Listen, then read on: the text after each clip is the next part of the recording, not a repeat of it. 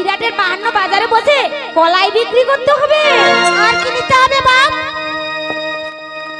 নড়ি খানে জামাই হাতে হয়তো ভাষা গায়ে দিমা।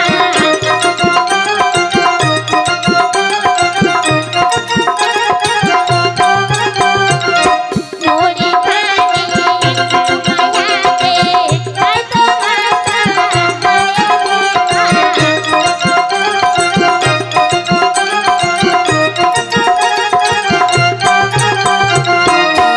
নুড়ি কি হবে বাপ? মাগো বিদ্যা ব্রাহ্মণীর বেশে নুড়ি ঠুকে ঠুকে বিরাটে যেতে হবে। আর কি নিতে হবে বাপ? মাগো ঝাঁটা খানি